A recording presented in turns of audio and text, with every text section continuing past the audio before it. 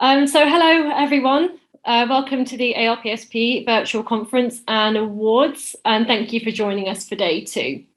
So today we're going to be exploring the themes of discoverability and accessibility. So it promises to be really interesting and enjoyable day. So just to introduce myself briefly, I'm Emily Packer from eLife, and I'm here now just to run through the housekeeping briefly and also just provide a brief overview of today's sessions before we get started. So that's it for housekeeping. We've got three really fantastic sessions lined up for today. So the first, accessibility is good for business. This one will offer a diverse range of views on the opportunities, challenges, and perspectives around current efforts to make scholarly publishing content more accessible, especially to those with disabilities. This is a pre-recorded discussion followed by a live Q&A. And again, we really would encourage you to join in the Q&A at the end of that session as well. The second, titled What About Books, will examine the role of the academic book in the changing researcher ecosystem. And the third session, Exploring Discoverability, will look at the idea of discoverability from the perspective of libraries, content aggregators, and both large and small publishers. We'll be looking at the technology that exists to improve research discoverability and how some organizations are adopting that technology as part of their own operations. So I think that covers all of my announcements for now. Thank you again for joining us for what promises to be an incredibly varied and informative day. We're going to start with our first session, Accessibility is Good for Business, which I will hand over to now. So thank you for listening and please enjoy the day. Thank you. Hi, everybody, and welcome to today's first session, Accessibility is Good for Business. My name's Simon Holt, and I'm a senior publisher at Elsevier. I'm also the business lead for disability. Today's session will offer a diverse range of perspectives on the opportunities, challenges, and perspectives on current efforts to make scholarly publishing content more accessible to people with disabilities. We'll aim to showcase the experience of those who are at different stages of the journey, with an emphasis on how embracing accessibility aligns with business success. This is a subject really close to my heart as I'm visually impaired myself, and I've seen how accessibility efforts have really made the publishing industry and published materials more accessible to me. I'm really excited about today's session, and I'm now glad to hand over to our chair, Violaine Iglesias of Cadmore Media. Hello, everyone. So I guess you've introduced me. I'm Violaine Iglesias. I'm the CEO of Cadmore Media, which is a video hosting company that specializes in serving publishers and societies. And accessibility is really at the core of our mission. So I'm really excited today to be hosting this panel. We're going to start here with a quick round of introductions, which is going to be followed just by questions. We're not going to see any slides today. This is going to be a fireside chat. So, but first, we would like to meet our panel. So, Hugo, would you please tell us a little bit about you? Tell us who you are, what your role is, and then what your role is on this panel as well. Thank you, Violaine. I'm really glad to be here. Thanks for having me. It's a pleasure to join this panel. My name is Hugo Setzer. I am Chief Executive of an academic publisher in Mexico and Colombia. I'm also immediate past president of the International Publishers Association, where I had the opportunity and the chance to get to know and to learn a lot about accessible publishing and to do some advocacy work for accessible publishing with my colleagues all around the world. And currently, I also sit on the advisory board of the Accessible Books Consortium. Thank you. Alan, over to you. Cool. So hello, everyone. I'm Alan Maloney. I'm a user experience manager at Sage. I've worked for Sage for 13 years. Started out as an editorial assistant, climbed the editorial ladder, more of a step ladder in my case, because I made the transition into products pretty soon after that, and then subsequently into user experience. And that's where I sit now. I manage our small but growing user experience team. So that I think that journey between editorial and between subsequently onto product and UX, that's quite important to how I see my work, because I've always wanted to be, and I still want to be, close to our content, and that's pretty much how I describe my publishing career, as working between technology and content, really. So because I've worked in editorial, I know firsthand that our authors and our editors and our editorial teams create incredible content, and that's a privilege, and it's a luxury to work with that. So how I see my role now is how we can best do justice to that, and that includes making it usable, discoverable, and accessible, which is obviously what we're here to talk about. And the accessibility piece actually came a little bit later than those other couple of things. I volunteered for the accessibility gig when my previous manager left in 2016. I think that's where a lot of people start with accessibility, and just volunteering to be the person who cares about it. So that's what I did, at least on the platform side of things. So we're pretty much a cog in the process now on the design side of things. We make sure that the design work that we produce as a user experience team is done with accessibility in mind. That's our core task. But over the last sort of 5 or so years, we've actually internalized quite a lot of knowledge and expertise around accessibility. So people have started to come to our team now for support with all kinds of things, with designing accessible solutions.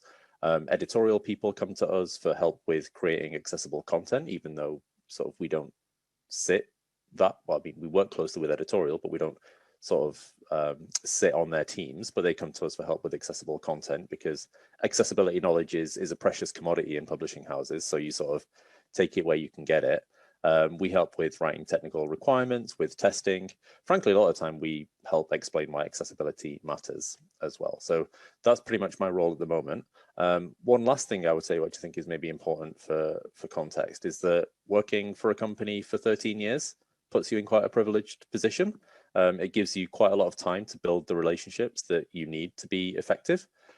So many of those people who come to us for help with accessibility already know the name and the face, and I think that's really important. That's not to say that you need to work in the same place for 13 years to make progress on accessibility. There's probably upsides and downsides to that. But what I think it does is it just reinforces the importance of relationships to getting this kind of work done. So having been around the houses and talked to so many people over the course of my internal career has really helped with that, I think. Well, thank you. And then we have, I forgot to say, we have a very international panel today. I'm very excited about this. It was less exciting to try to find a time to talk, but I'm really excited to have Agatha here on our panel too, who wears multiple hats, which are all very helpful with for this debate today. Thank you, Elaine. Pleasure to be here.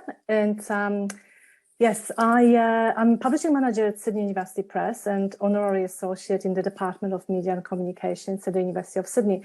And similar to Alan, I've been at Sydney University Press for over 13 years. So I've been around for quite a long time, but we are a very small team. And I'm also, I would say, an accidental accessibility advocate. So it all started with the desire to follow best practice in ebook production at SUP. So we wanted to produce our ebooks in-house, and we wanted to do them well. So after months of research into various options, we decided to adopt an XHTML-based platform developed by a company called Infogrid Pacific. And this allowed us to produce PDF, EPUB, and MOBI files from the same source. And this was in 2013. And we've been including alternative text descriptions with images in our ebooks from the beginnings. But it wasn't until I got involved with the Australian Inclusive Publishing Initiative in 2018 that I really understood what's required to produce accessible ebooks and how we could make our ebooks better. And I worked closely with the Royal Institute for Blind and Deaf Children and IGP to improve our ebooks and our processes. But apart from the technical improvements, we also embedded our accessibility into our publishing workflow, including our contracts, author guidelines, house style, and the production schedule, of course. Now, in 2020, I took a year off SUP and joined the Department of Media and Communications as a lecturer and degree director of the Master of Publishing. And I needed to come up with a research project. So I decided to investigate the production of accessible ebooks in Australia. So I wanted to understand what publishers and alternative format producers were doing in terms of producing accessible publication, their challenges and motivations. And just to finish up, I'm also a member of the Accessibility Initiative Working Party of the Institute of Professional Editors, which was established late last year. And we are currently working on researching and developing guidelines and training for editors and writers or how to ensure that books published in Australia are accessible. So that's all about me. As I said, lots of hats. Yes. Thank you very much, Agatha. So we're gonna jump into a discussion, which I'm going to start by asking a question to Hugo. I think, Hugo, you see yourself as an accessibility advocate. And so my question to you, which I think will be useful for our audience, is what do you see as key arguments that you use in your day-to-day role as an advocate for accessibility in publishing?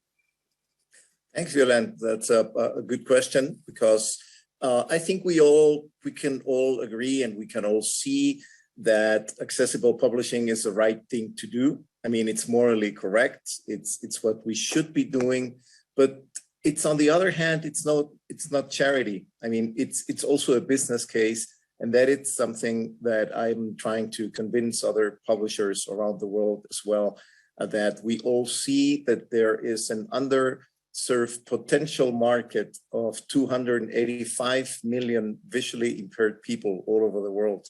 I mean, according to data from the World Health Organization. So can you imagine how many Walmart or Starbucks or Home Depot stores would those companies open for such a market? Almost the size of the US. So there is a market out there for accessible books or books done in an accessible format.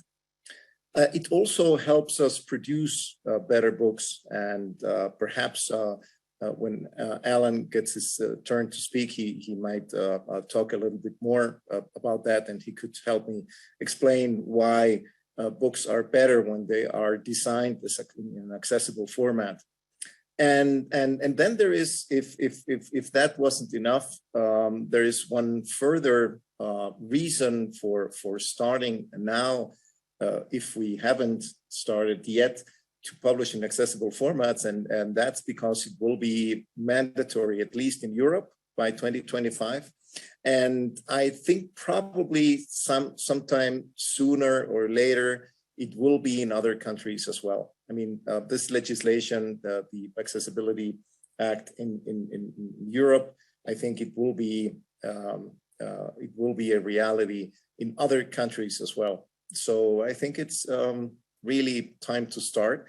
And another thing is that you don't have to be, for the European Accessibility Act, you don't have to be a European publisher. If you want to sell your books in Europe, you have to comply with the Accessibility Act, even if you're a publisher based somewhere else in the world, if you want your books to be sold in Europe. So I think that's plenty of reasons to really go accessible. Has anybody else used other arguments?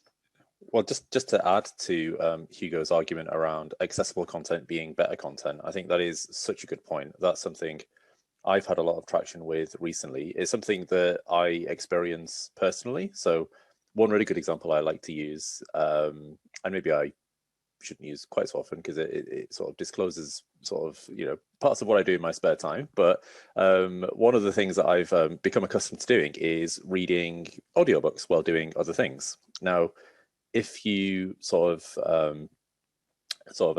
like a certain stage in your career, you'll want to sort of focus on continuing professional development. You'll want to read a lot of stuff, read a lot of books. So I've taken to reading a lot of user experience design books, design management books, and things like that.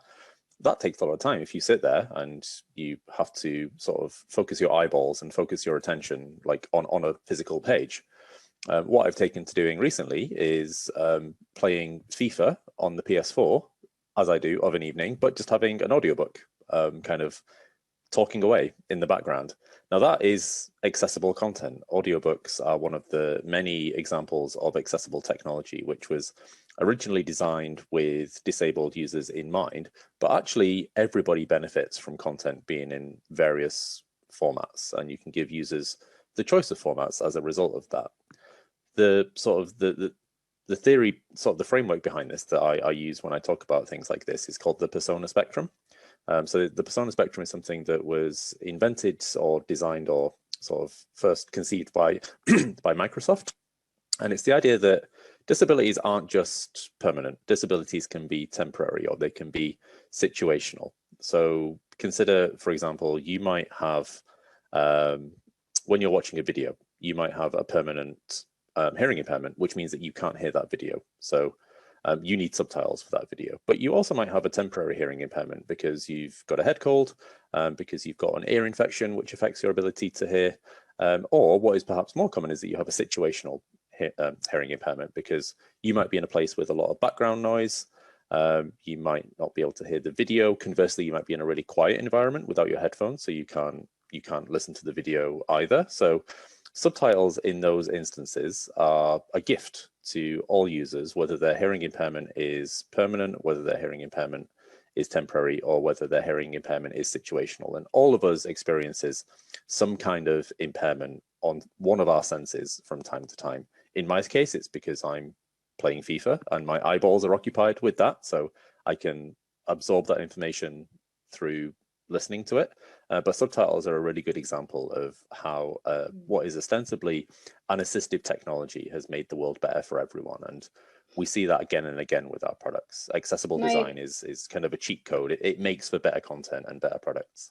I would add large print to that.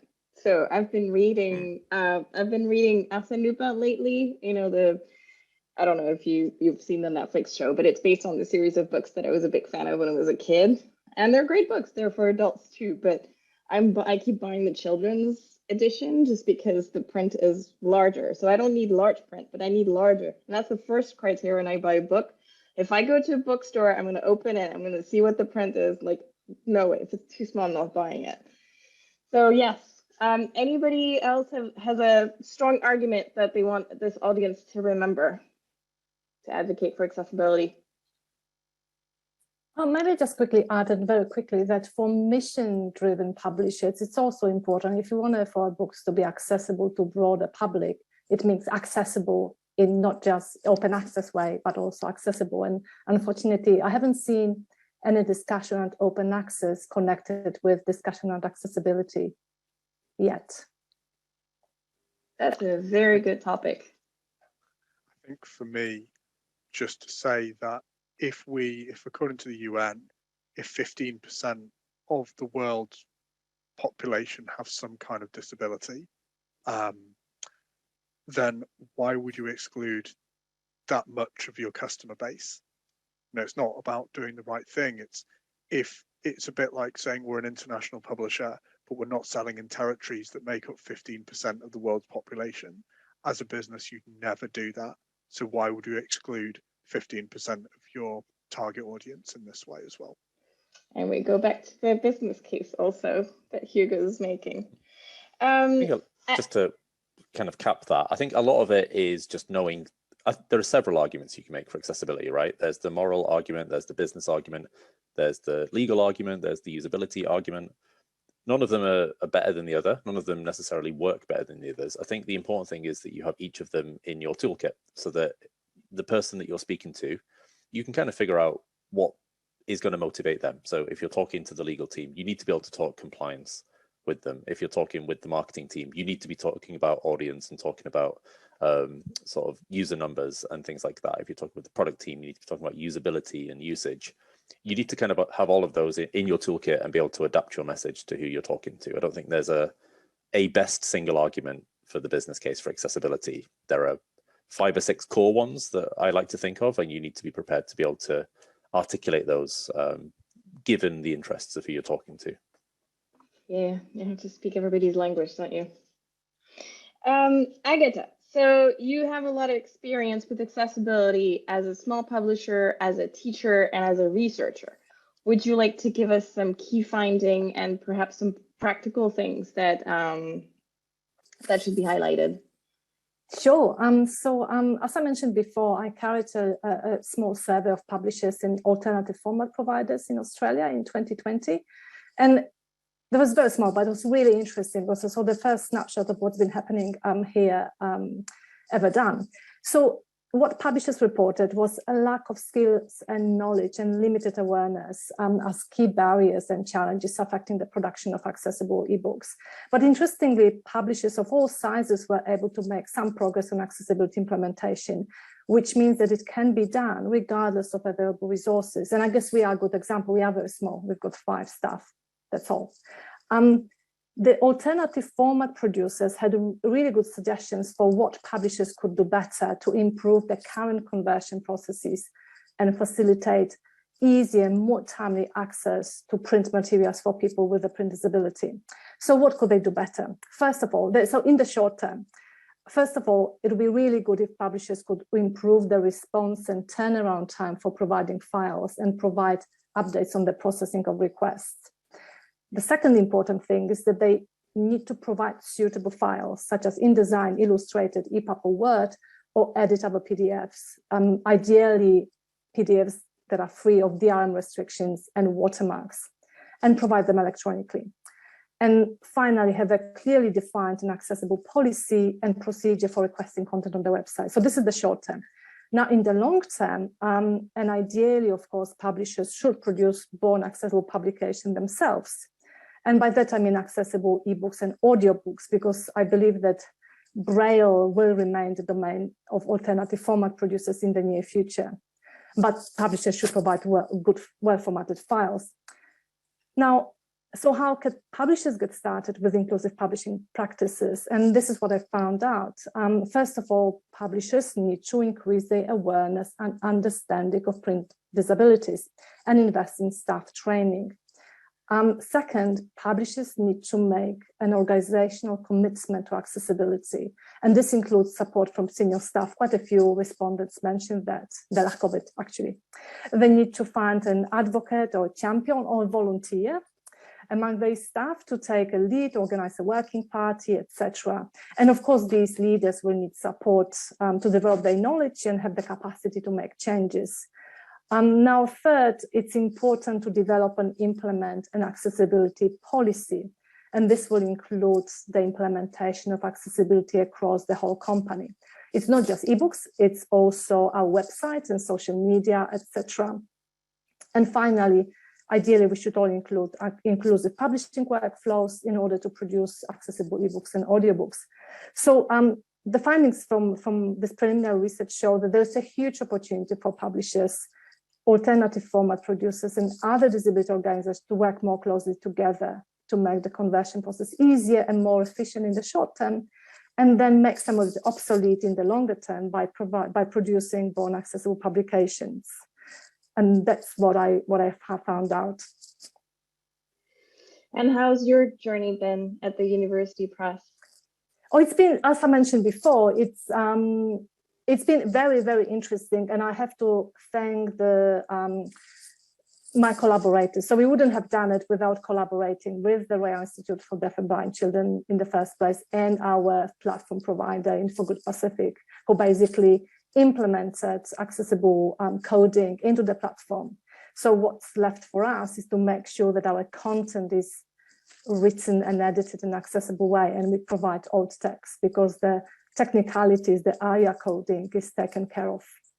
And now, since the release of Ace by Daisy, it's really easy for us to test whether our files are accessible, which is fantastic. And then we can tweak if there's some errant coding. But it's been much easier. And we are not finished yet. We still need to work on our PDF files. We still need to work on our website. We fixed our social media. So we just fix our house style to make sure that we've got very good directions for ourselves and for our authors, how we want the text to be provided, avoid references to the figure on the next page or below, stuff like this. So it's still work in progress. Violaine, if I may jump in, I really agree with what Agatha just mentioned about the problem that many publishers have in how to get started. I mean, that's something we have seen plenty of times, that many publishers don't know how to get started, and I really also agree with the points that Agatha raised. And I think one of the ways of getting started, which would be very important, is to sign the Charter for Accessible Publishing of the Accessible Books Consortium. So you can find the charter, and perhaps we can make it available to the participants of the conference on the webpage of Accessible Books Consortium. It's accessiblebooksconsortium.org. And there's a charter in several languages. And it's a really good way to start making a commitment for accessible publishing. Some publishers fear that they will be making a commitment to be perfect from one day to the other, and that's not true. I mean, the commitment is really to get started, to do something around accessibility. And for example, we in our company signed the charter a couple of years ago, and we have still a long way to go in our journey, and still a lot to learn. And I mean, we have started doing accessible books in accessible formats, but we have still a lot to learn and a lot to do. But it's a way of starting to make a commitment. So I would really invite everyone to go ahead and sign the Charter for Accessible Publishing. Thank you. Does this charter come with resources that people can, or at least people that they can talk to ask questions about how to get started? Yeah, absolutely. I mean, there are a lot of resources on the webpage of the Accessible Books Consortium. And we are currently, I mean, we don't have it yet ready, but we are working on trying to get some sort of a community within the signatories of the charter, so that people can interact and ask for best practices and so on. So we are still in the process of that, but I hope we will have something ready still sometime soon. Thank you very much. And it's very helpful. And it contributes nicely to raising awareness in the industry. So yeah, we are signatory since the beginning of 2020. Great. Thank you. Sage 2, I think, just to chip in there. And so too. Alan, I think Sage is further along in its journey as a large publisher. Do you have any, what could you share about your experience that could be helpful to those who are just getting started? Well, I think to some extent we're further along. There's always, I mean, accessibility is a big world, right? There's going to be some aspects of the experience that we're getting right, and there's some that we're not. So as Agatha was saying, we're sort of struggling with PDF remediation at the moment, even though we've got all of the ARIA stuff in place on the platform, because things like making sure that all PDFs have alt text, long descriptions where necessary, that's a more difficult problem to scale than the platform side of things. So there are different frontiers, I think. I think in general, the biggest shift that we've made is to go from a state where accessibility was mainly seen as a standards or a compliance problem. So we were looking at it in terms of like technical compliance, sort of with other publishing standards, to seeing it as a user experience problem and something that everyone has a part to play in. And I think a lot of organizations start out that way. They have a specific lens on accessibility. So they see it as a design problem. If you're a startup, maybe that's how you see it, or an IT problem. If you're a big financial services corporation, you might see it as an IT problem, or a content problem, or a standards problem, as we did. That's great, because that's a great start. And the more sort of champions and evangelists crop up in each of those areas, the more people you have caring about accessibility. And that's great, because people start to talk to people in other areas of the business, and then it starts to snowball. So that, I'd say, is kind of the main sea change over the last few years at Sage, is getting people beyond those first few evangelists to care. So those first 2 or 3 people who care about accessibility, to really try and convey that enthusiasm to the rest of the business. And get people to actually care, because if you treat accessibility as just a compliance or a legal issue, as a box to check, people are going to try and fix it without really necessarily caring about it, or without sort of putting in the effort to become knowledgeable about that area, and they might fix it the wrong way.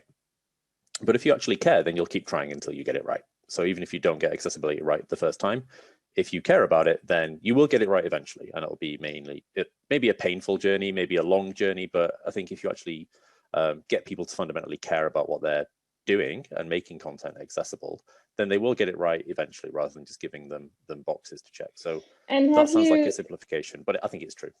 So our CTO at Cadmore is also visually impaired, and so everything that we build, he can test in some way, and he can tell us whether it actually works for him or not. And that's really something that he highlights all the time. He says this is not about compliance, this is about functional design, and you can tick all the boxes and it's still not going to work for a person. So if the guidelines are only there to help, but they're really not the be all and end all.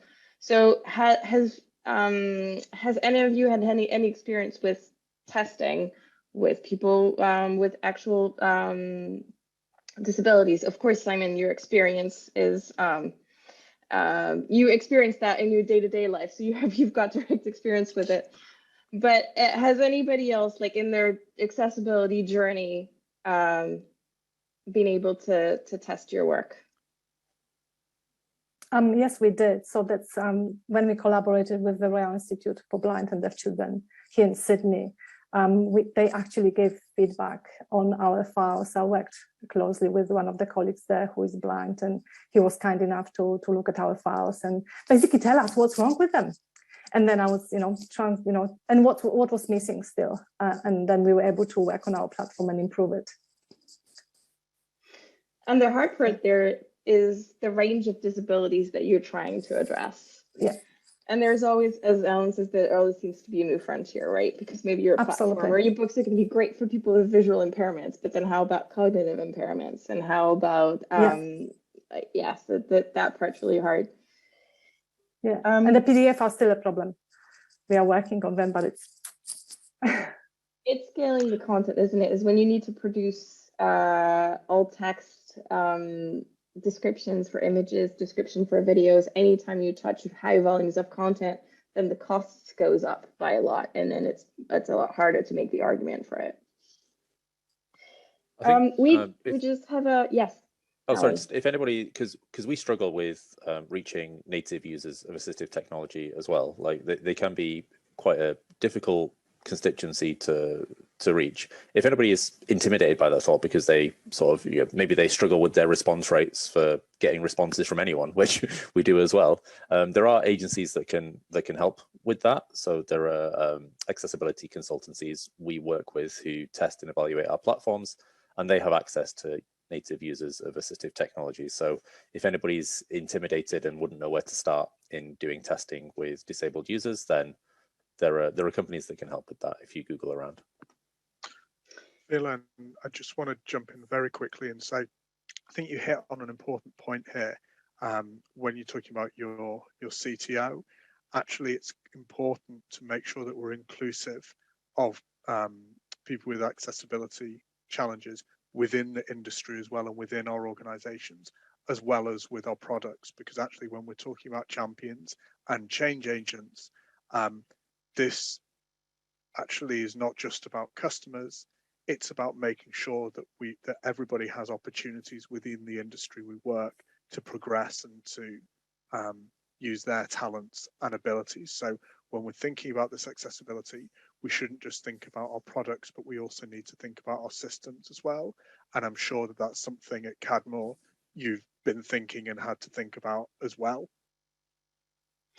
Yes, so we have reached the end of this discussion, but we are actually going to continue with our live Q&A session. So I've got more questions for our panel, but first we're going to let our audience ask questions if they have them. So thank you very much, everybody, for joining us, and we'll see you in a bit. Hi, everybody. Thanks for watching and listening to that. I hope you found it really instructive. We've had a couple of questions, so I thought that we'd kick off the discussion part by running through those. The first question from Samantha is, what specific production challenges have you faced and overcome in both conversion to accessible and born accessible content? Who would like to have a go at that? We should also mention that Alan Maloney sends his apologies. He had a family emergency, so isn't able to participate in the live Q&A. But if people have questions for him, please let us know and we can definitely pass them on and he will answer via email. But thinking about Samantha's questions about production challenges for converting to accessible and born accessible products, who would like to have a go at that question?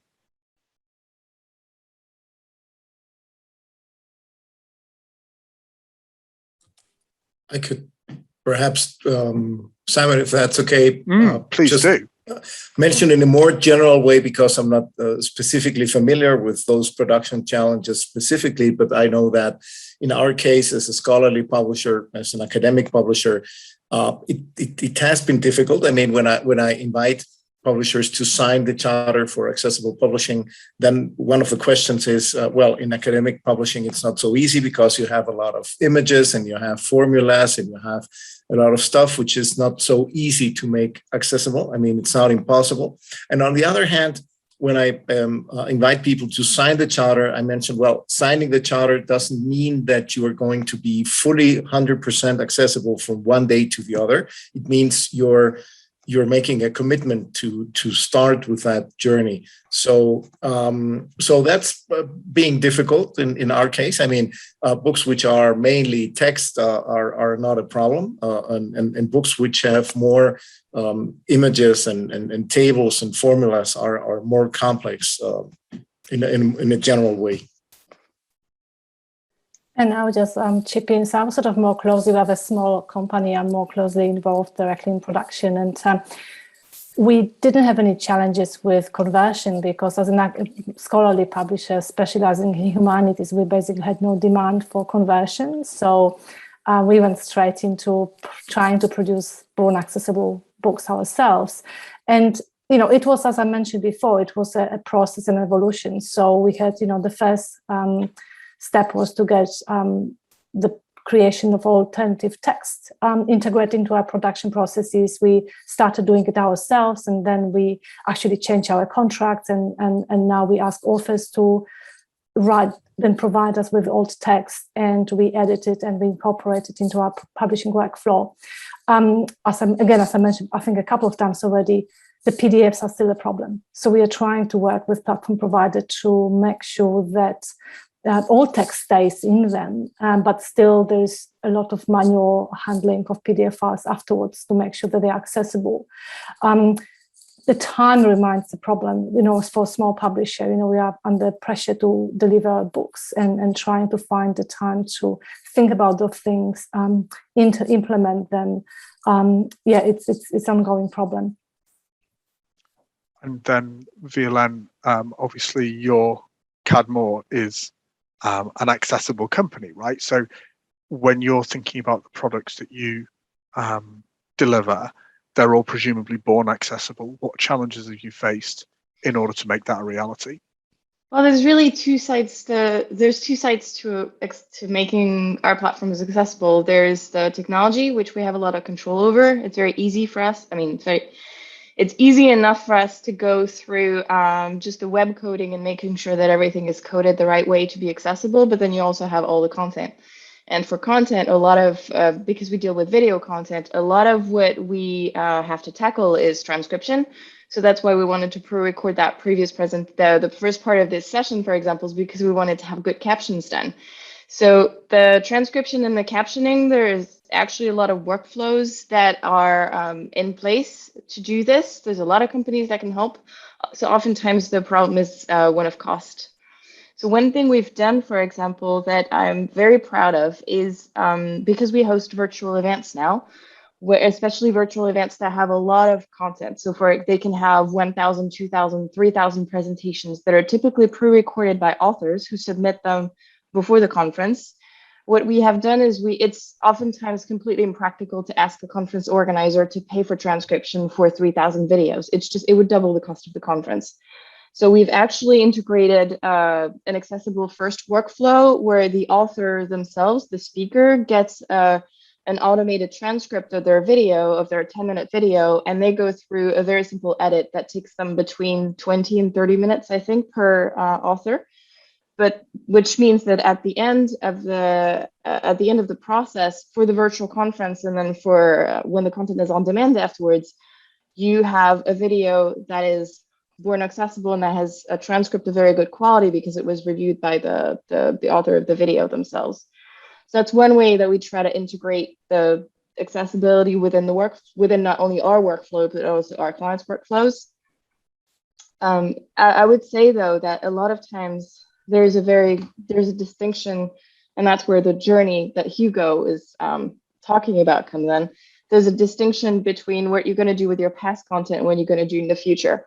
And I think that if you start saying, hey, I'm going to make all of my content accessible, it's for publishers who have been in existence for a long time, it's just impossible to do. So you have to look at what's reasonable, what can you what remediation of your past content is reasonable, is doable for you, versus putting in good practices in place for the future. So compromises are necessary. Yeah, I agree. Yeah. And we definitely prioritize the current workflows first, and we are still working on our backlist, and we are small and sort of fairly recent press. So totally agree. And if I may chip in again, also, I just reminded that I recently learned of a publisher. I can't remember which publisher it was right now, but perhaps someone from that publishing house is sitting in our audience, that they're introducing, I mean, you don't have to do everything by yourself in the publishing house. This publishing house is introducing in their contracts with their authors a clause stating that their authors are committed to provide alt text for their images of their authorship.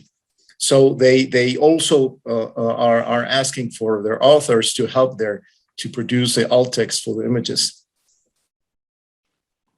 And just kind of further to that, I see that that Pippa Smart has asked a question that's got a few likes here, so I'm going to read it out. And it says, images appear to be one of the key challenges for STM publishers. How can we streamline properly descriptive alt text when it seems that several of the major platforms don't support this?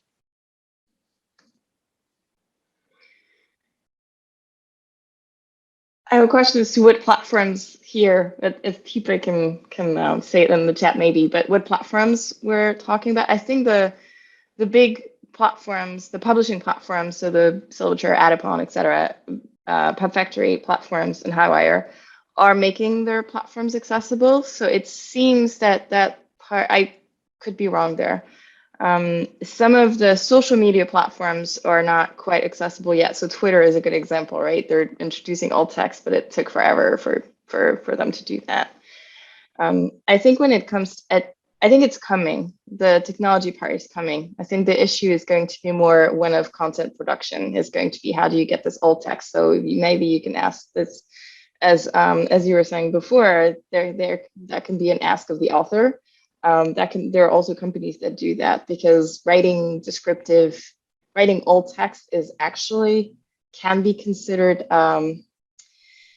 it's a skill that's acquired, and it's a technique that's not necessarily something that just anybody can do. It's like captioning in our case. It's something that you have to be trained for to create good captions. You also need to be trained to create good image description. So I think ultimately that challenge can be tackled by hiring good companies to do that, like Scribely, for example. Yeah, and I guess, we can do, we definitely need to take care of our content and make sure that it's accessible. And as Violaine said, those platforms will catch up, and there's more and more pressure on companies like this from the users to become accessible. And, Twitter is a good example. So we just don't want to be left behind. We want to be prepared and provide accessible content, and then wait for those companies to catch up. And there's a lot of work happening at libraries, at universities, at least in Australia as well, in this area. So they will be putting pressure on platform providers as well. And I also think this is a very important point. Hi, Pippa, by the way. Because it's not enough. It's very important that we produce our books in accessible formats, but it's not enough. We have to work with our service providers, with our tech providers, with platforms to ensure that everything is accessible. For example, and also sometimes we might forget that our webpage has to be accessible as well. Not only our books, but then people will have to navigate through our webpage, and if that's not accessible, then there's going to be a problem for visually impaired people to reach those accessible publications. So we have to work with platforms as well to ensure that everything is accessible. Yeah, and I think so. In the chat here, Tom has made a point here that one of the problems he's facing at Pub Factory is that the material that they're provided isn't always accessible, and therefore that makes life quite challenging. I'm going to move on to a different question, and I'm going to move on to a question from Arjun. Arjun's asked a couple of questions and put some things in the chat as well, so I feel it's only fair that I read out something from him. And so when we're talking about accessible scholarly publishing, he's asking here, to what extent are we talking about this implying dealing with third-party organizations that provide this in a specialist way? And to what extent are the solutions available in-house? And it would be great to know, kind of from all your experiences, to what extent you think that accessible publishing can be created by the publisher, and to what extent you feel that you need to liaise with third-party specialists who are able to help. So I guess it depends. So publishers is responsible for the content. So the provision of alternative text and making sure that the text is written in an accessible way. And I don't mean plain language. I mean just, making sure that there are no references to images and things like this. This is publisher responsibility. Now, on a production side of things, it depends what software you are using for the production of your content. And this always will mean working with external providers. And, Adobe Creative Cloud is, the key industry platform for producing the production of books. And they got much better in terms of the ability to produce accessible ebooks, but the PDFs are still very problematic. And now, as I mentioned, we adopted an XHTML format platform. And of course, we rely on this company to make sure that the platform is produces accessible content. So so it's actually made our life easier because we didn't need to worry about the technical. So accessibility has two sides to it. There's the content side of accessibility, and then there's the technical side with coding, etc., and stuff like this. So it depends what your production workflow is. Really interesting. So I want to move now on to a question from Rebecca, who says the Higher Education Commission has released its latest report, which sets out the experiences of disabled students, which is very hard-hitting. Do you think there needs to be a greater collaboration between all the parties to help move the dial? I think I'm going to quickly just jump in with my advocacy hat on. So for those of you who don't know, I'm visually impaired. I have 10% of the vision of most of the people, and I work to improve disability inclusion within the publishing industry. I think this is exactly the kind of non-competitive environment where we need standards, where we have standards, but we need to make sure people take them up, that we need to be working together, and we need to work together with universities in order to move the needle. I think, Hugo, I'd be really interested in hearing your thoughts on this, obviously, given the work you do with the International Publishers Association and with the Accessible Books Consortium, in terms of how we can work together as an industry, but also working with the education sector in various countries to try and make the overall experience for our customers and our users with disabilities a better one. Yes, absolutely, Simon. I'm very much convinced that we need to work with others in this journey. That although, as mentioned before, it is important that we produce our books in accessible formats, it's not enough. We also have to collaborate with other sectors. That's, for example, why the International Publishers Association is so committed to working within the Accessible Books Consortium with other stakeholders, with a World Blind Union and with the libraries and with many other stakeholders to make sure that we collaborate together to get things done here in the accessibility field.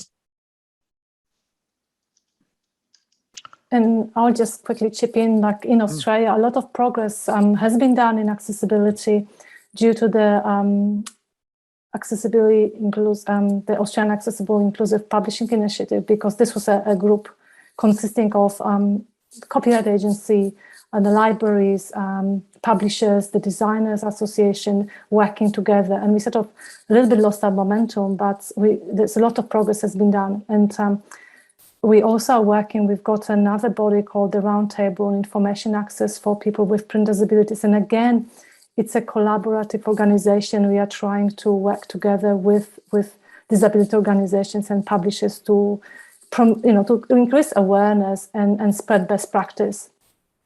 So collaboration is the key. Yeah, I definitely agree with that. We've had a couple of questions here asking for recommendations for good typesettable suppliers of alt text, noting that authors often don't know how to do it properly or don't add it, or etc. etc. So has any of the panelists worked with any third parties who they would recommend as being particularly proficient and good to work with in this area? So there are a couple of companies that were actually created by Sage alumni. I'm also a Sage alumni. One is Textbox in the UK, and another one is Scribely.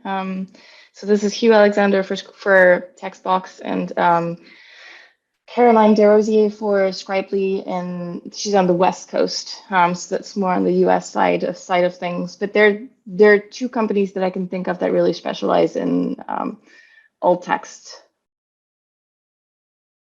And also audio descriptions, they're starting to.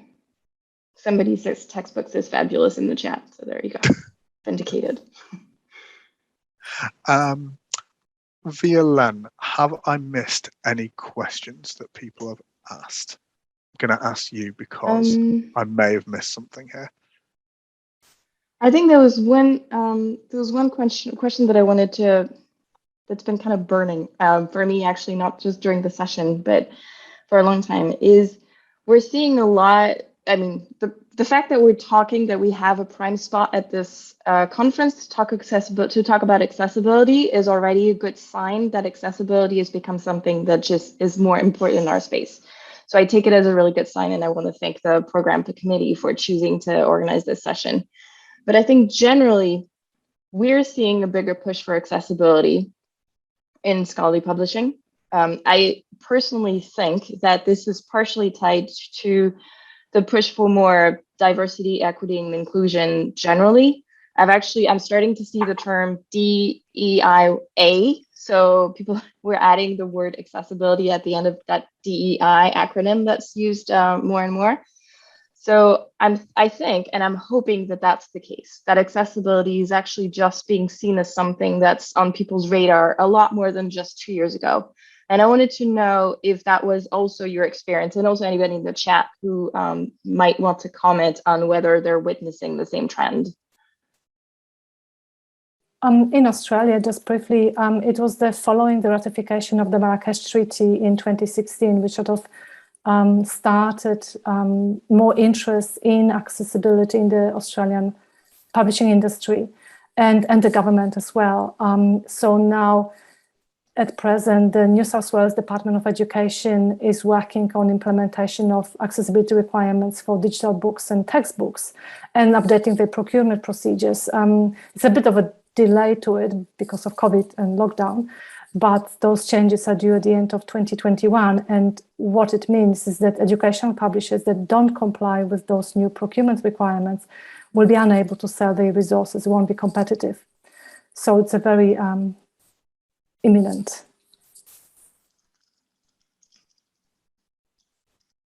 I certainly have. And I've also seen it, the acronym be written as IDEA, which I quite like: inclusion, diversity, equity, and accessibility. I think it is happening, and people are maybe having, I don't know if empathy is the right word, but more awareness.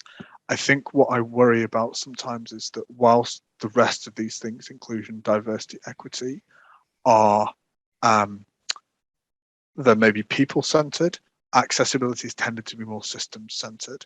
And whilst I think this is really good that people are talking about accessibility and raising its profile and understanding it's important, I think we also need to understand that accessibility is an area where you need the infrastructure to make it work. And like everything else in D, E, and I, good intentions are the first bit, but we need to reach beyond that in order to make meaningful change. Seems like a great conclusion. Thank you, everybody, and thank you for sharing the slide. Emily, thank you very much, everybody. This was a really engaging session. I really appreciate your time.